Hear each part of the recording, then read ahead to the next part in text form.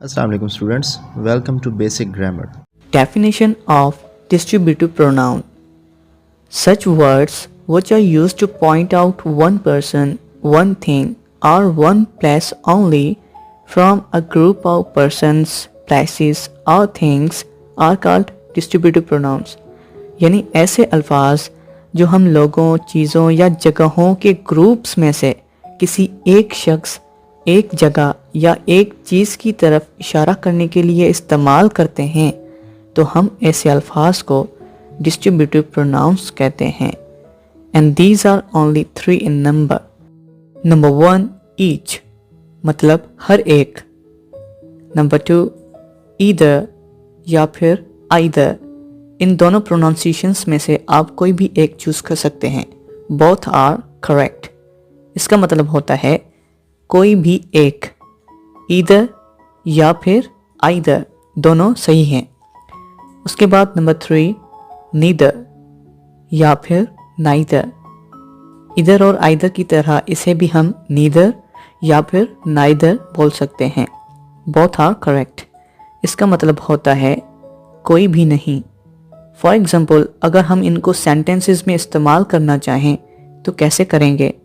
That suppose students का एक group है और उनमें से मैं हर एक को बुलाना चाहता हूँ तो मैं ईच का इस्तेमाल करूँगा.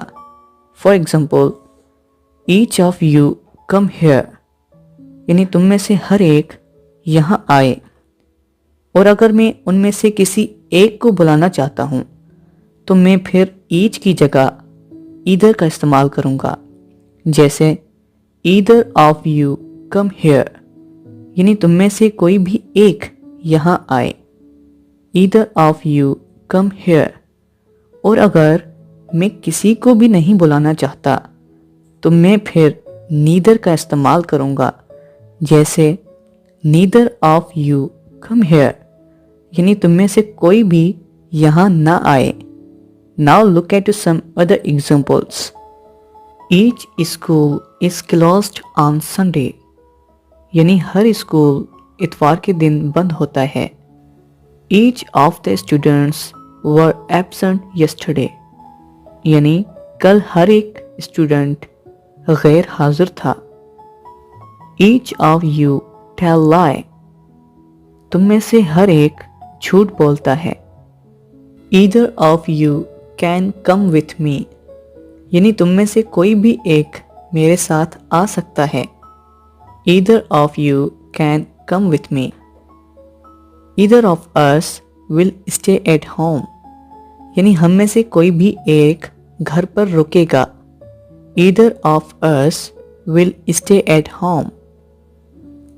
Either of them has teased her यानी उनमें से किसी एक ने उसे छेड़ा है. Either of them has teased her. Neither of you is my friend यानी तुम में से कोई भी मेरा दोस्त नहीं है. Neither of you is my friend. Neither of them can play cricket यानी उनमें से कोई भी क्रिकेट नहीं खेल सकता. Neither of them can play cricket. Neither of us will go to Karachi यानी हम में से कोई भी कराची नहीं जाएगा. Neither of us will go to Karachi. Our today's topic ends here. If you found any guidance on this topic, don't forget to subscribe this channel and be sure to press the bell icon. The advantage of pressing the bell icon is that the notifications of all our upcoming videos will be first to arrive you. Thanks for watching. Take care. Allah Hafiz.